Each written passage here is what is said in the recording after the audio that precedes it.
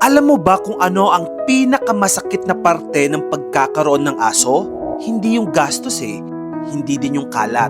Yung alam mong mauuna silang mawala kaysa sayo. Pero what if isang araw may gamot na maimbento na pwedeng pahabain ang buhay ng aso mo? Not 10 years, not 20 years, kundi kasing haba ng buhay mo. Well, itong pangarap na ito, hindi na lang sci-fi. Kasi ngayon, may tinitest ng gamot sa Amerika na ang goal ay tulungang humaba ang healthy lifespan ng mga senior dogs. Ang pangalan ng gamot na ito ay LOI-002.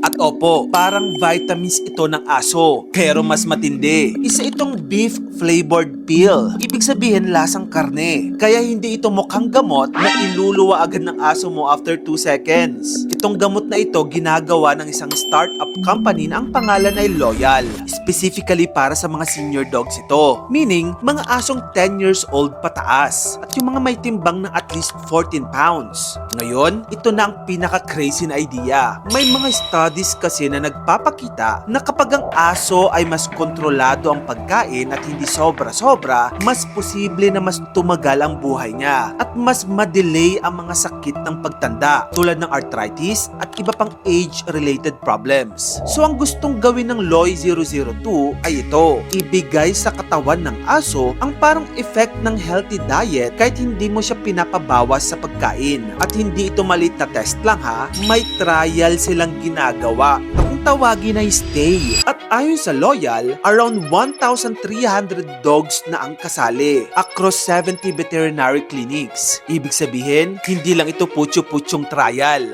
Malaking study ito, 1,300 dogs. Ganito yung setup ng trial. Yung kalahati ng mga aso, totoong LOI-002 ang iniinom nila araw-araw. At yung kalahati naman, mga placebo lang. Wait, ano ba yung placebo ulit? Parang fake pill siya. Kamukha, kalasa, pero walang active medicine. Well, bakit ganon? Para malaman ng mga scientists kung talagang may epekto nga ba yung gamot o baka guni-guni lang ito ng mga tao. As of now, ongoing pa lang ang malaking study na ito at wala pang final result ang trial. Pero seryosong tinetest talaga ito. At ang mas wild pa dito, noong January 2026 lang, tinanggap ng FDA ang isa pang safety package ng gamot na ito. Sa madaling paliwanag, parang may checklist ang FDA.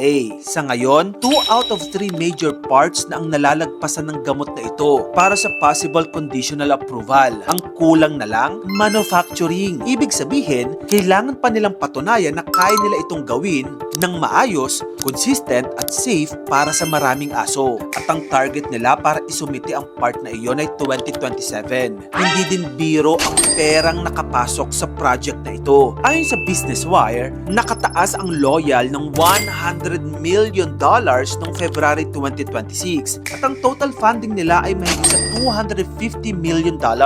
Ibig sabihin, malalaking investors ang naniniwala na pwedeng maging totoong breakthrough ito. So yun na nga mga kamagkano, posible na sa mga susunod na mga taon, ang aso mo ay hindi na lang bibili ng chew-toy. Baka may daily anti-aging pill na rin sila. At kung mangyari yan, hindi lang ito big news sa pet world. Posibleng maging history din ito sa medicine. Kung gusto mo pa na magito pang klaseng contents, dito lang yun sa channel ko kaya follow ka na. Mag-subscribe ka na rin sa aking YouTube channel. Yun lang, maraming salamat sa panonood mga kamagkano.